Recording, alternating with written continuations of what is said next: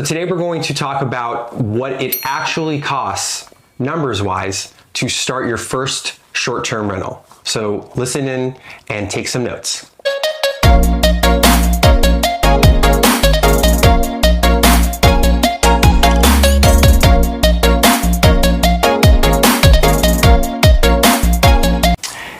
I'm Zev Forrest. I'm Melissa Forrest. And together we are short-term rental hosts. We are Airbnb Superhost 18 times, 18 or 19, I forget. Yeah. But we've hosted thousands of guests and we love this business and we really want to teach you as much as we know about short-term rentals. Yeah. So listen up today. We're going to be talking about what it actually costs to start your first rental. So if you didn't have an idea of how much it actually costs, we want to make sure that this is extremely transparent for you so you know exactly, not exactly, or roughly how much it will cost you to start your first unit and get it up and running and start making some money off of that. This is a really popular question that we get a lot, and so keep in mind we're going to be going over numbers, but there's ways that you could get creative with the funding. I just want you to keep that in mind. There's other people's money that you could borrow. There's credit cards that you could get at zero interest rate, but this is us just giving you guys a breakdown of the numbers and then what it would cost, and you put whether you're using someone else's money, your own money, your dog's money. This is how much it's going to cost you, right? Yeah. So that's a good point. Yeah, and you just get to put your creative hat on and think about how you could leverage off and get that funding. So let's start with the basics. Yeah, and again, let me clarify that this is the cost for rental arbitrage, not for buying. Yes. We, if you're new to this channel, we have a mixed portfolio of homes that we own and homes that we do rental arbitrage on. So specifically for this video, we're going to be sharing the cost for rental arbitrage. Some things will be the same for buying, so let's just be a little maybe. Yeah, I think for the most part it will be the same, except if you buy a home, you're going to have all the costs associated with purchasing a property, like the down payment and the closing costs and all that and whatnot. But for the most part, this is what it's going to cost you. Yes. All right. So let's start with the basics. Yeah. The furniture and the rent, right? Yeah. Yeah. So you're going to have to pay typically the first month's rent. And just for an example, guys, we're going to give you a 1-bedroom apartment. That's what we're going to stick with for today's example. Let's give it in and around LA City, right? Yeah. So you're going to need first month's rent. So let's just say on average $2,000 for your first month's rent.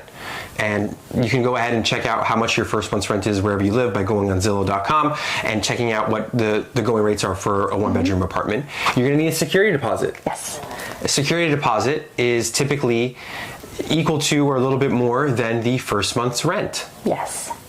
So that's double. So that's what we're at right now, $4,000. So what's next? And next is your furniture. So how much it will cost you to furnish the home with not just the furniture, but also the amenities that you're going to provide for your guests, which are the coffee and the toilet paper and whatnot. What we've calculated in our experience for a 1-bedroom will be about $6,000. Then every bedroom after 1 bedroom will be an additional $2,000. This is for an apartment. Keep in mind, this is different than it would be for a home. And also our 1-bedrooms ranging probably anywhere between 800 to 1,000 square feet. Yes. Let's call it. That's a good point. So $6,000 for 1-bedroom, $2,000 for any. Give or take, roughly. Yes. Again, these are very rough estimates, but we want to make sure you guys understand roughly how much you're gonna be spending. Yeah, and this is where you could get creative with the funding. This is where we personally like to use credit cards that offer you bonus points at 0 interest. Then you get those travel points and then be able to buy all your furniture for your Airbnb. So number 3, so we're at $2,000 first month rent, security deposit, $4,000, $6,000. So we're at $10,000 right now. Oh, jinx. Okay, so some other things that come up that you're gonna have to think about to start your short-term rental is a dynamic software pricing tool. Yes. You're going to want that. Yes. And how much so ours is Price Labs. Yes. We use Price Labs. Yes. And Price Labs costs what, $40 per property, listing, per listing? Yeah. And you're going to want to pay that up front, right? No, you don't pay it up front. Oh, you don't? No. You pay it after 30 days of using it. It's not an upfront cost, but it's something to keep in mind. Yeah, that you're going to want to have in the bank. That it's going to be a cost that's going to be invoiced to you at the end of the month. Another dynamic pricing tool is called Beyond Pricing. We used to use that a while ago. Last we checked, it was 1% per property, 1% of your gross, right? Which really adds up. It yes. adds up. So we switched to Price Labs because it was just a flat fee. Yes. And it made more sense for us. Yes. But yeah, do your research on them and see which one best fits you. Yes. So the next cost that you want to keep in mind is deep cleaning. This is one that I felt that we missed in adding to our costs when we first started launching. And this is because when you, of course, get a new apartment, it requires deep cleaning, and especially after you assembled a lot of furniture, there was a lot of traffic in and out. Dust, dirt. There's a lot of dirt, and deep cleaning is very different than regular cleaning. This is where you want the cleaners to come in and open the kitchen cabinets, get in there, clean each shelf, clean the walls, clean the fans, just really detailed cleaning. And this is something that's going to be out of pocket when you first start.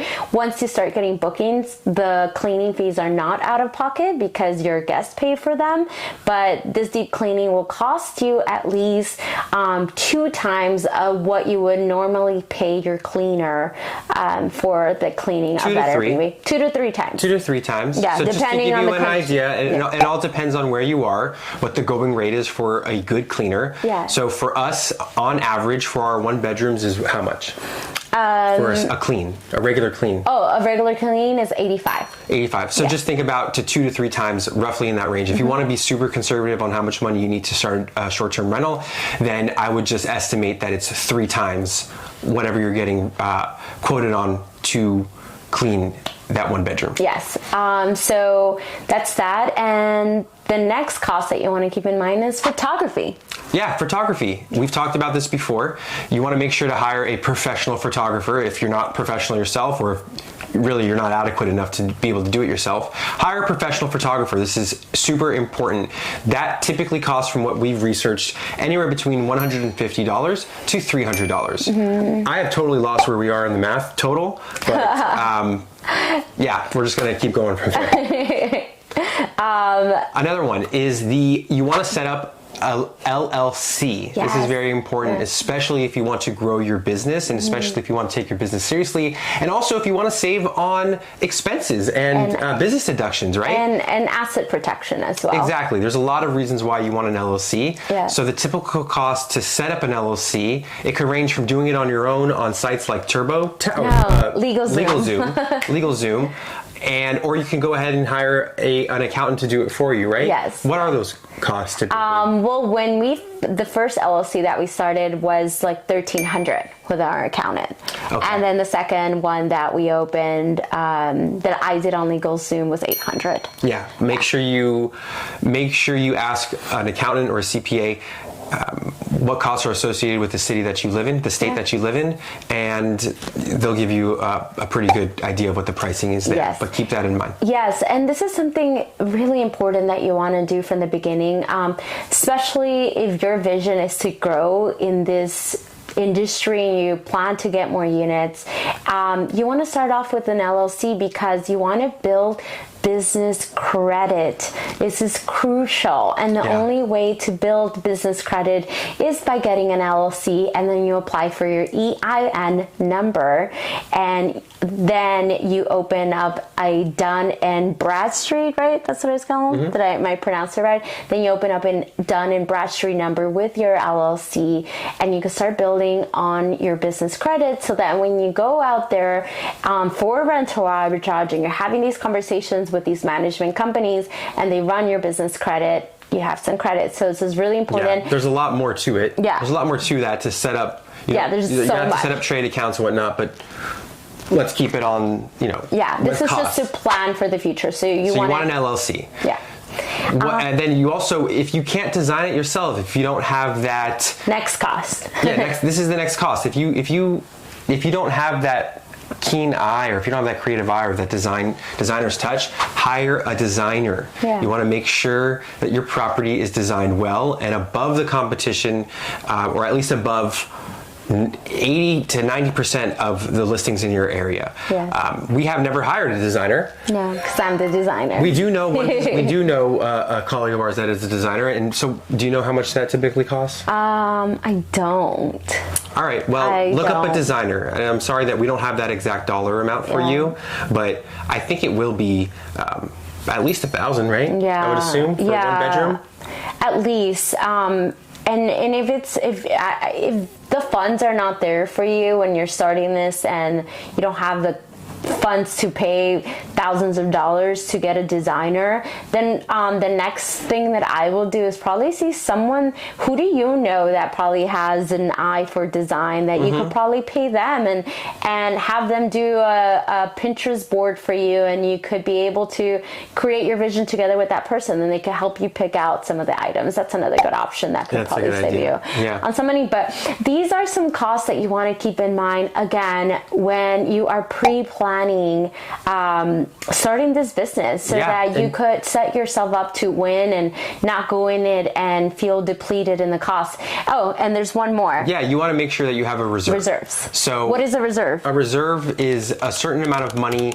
Think of it like a savings account almost. So for a rainy day or an emergency fund, you want to have a certain amount of money set aside for that unit that you're starting, because let's just say, worst case scenario, you don't get any bookings or something happens, or let's say things break that it's going to have to come out of your pocket, or you're going to have to pay certain vendors, whatever it may be. Stuff happens, right? That's unplanned. We don't know what's going to happen. Well, like it's business. The pandemic. Like the pandemic, right? So make sure that you have, I would say, maybe 2 months, a month to 2 months worth of all of these costs. Maybe not the furniture, but definitely for the rent, for the cleaning, the deep cleanings. You want to have stuff like that set aside for extra supplies too. So maybe you want to double the cost of how much it is for the fully stocked kitchen, or for some certain amenities like toilet paper and paper towels. So make sure that you just have that in the bank so that you can go out and use it as needed if you need to, before you make any profit on your listing. Yeah, this will allow you to also be able to stay in business, because as a business owner, you're going to go through different cycles. There's going to be cycles that you're going to be more profitable than others. We're seeing a lot of people that are experiencing slow season and they're actually not making so much money. So these reserves will support you through those seasons. So it's important to keep in mind as a business owner, even moving forward, that you always want to think about having 2 to 3 months of reserves in your bank account per listing. And then you also want to, if your city, if you need a permit, this is the next cost. If you need a permit or a business license to operate a short-term rental in your city, you want to make sure that you know what that cost is before you start the property, the listing, because this is also going to be at a cost that's associated with just getting started in Airbnb. So I know that there was some cities that we are in where there's a business license associated with it. We had to pay some gross receipts tax up front that we estimated that the listing would make. We had to pay a flat fee that the city charges for a business license, and there's costs associated with it. There's another city that we're in that the permit, just to get the permit going, is a cost as well. So we don't have the exact number, because it's different for that price, but just call your city, see what it takes, because we know that you already know that you have to look up the short-term rental ordinance in your city, so you might as well ask what the costs are associated with getting those permits as well. So I hope that by the end of this video, you probably have an Excel spreadsheet with each category that we mentioned today. And as you pre-plan the launching of your Airbnb business, you start filling that up, and then put your creative hat on, see where you could get creative with the funding and what cash you do actually need.